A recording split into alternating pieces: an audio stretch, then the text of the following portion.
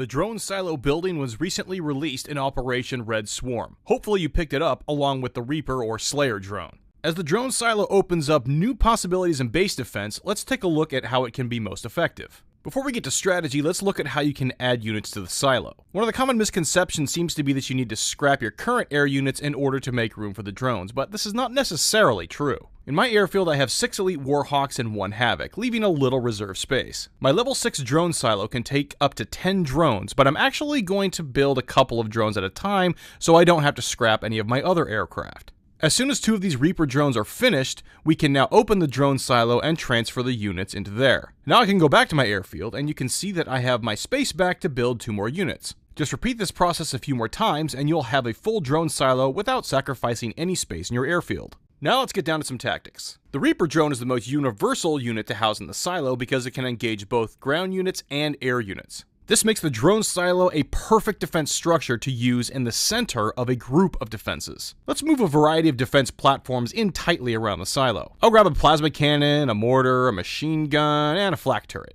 Finally, I'll place a watchtower behind the silo that has 6 Stingers stationed inside. This setup should basically defend against just about anything, so let's put it to the test. First, we'll send in a squad of 13 level 9 Challengers. The Reapers quickly deploy and fly out to meet our guests. The Challengers are doing some pretty hefty damage to my plasma cannon, but my defenses are doing a lot more DPS. Eventually, the swarm of Reapers is just too much to handle.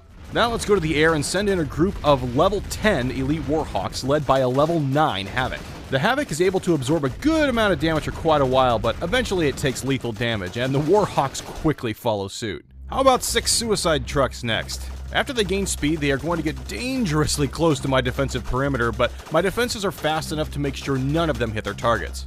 At this point, the only unit I have any real concern about is Hellfire tanks because of their extremely long range. Now I'm actually going to try to attack this for myself with 5 level 9 Elite Hellfires to see if I can crack these defenses from a distance. And wow, not only are the Hellfires not out of range of the plasma, but they are in range of the drone silo as well, and the Reapers are shooting down the missiles. Basically, there's not going to be a way to get through these defenses without taking a good amount of attrition, and the drone silo has a lot to do with that equation. My advice is to level up the drone silo and Reaper drones as fast as you can because they are awesome. Good luck, Commanders!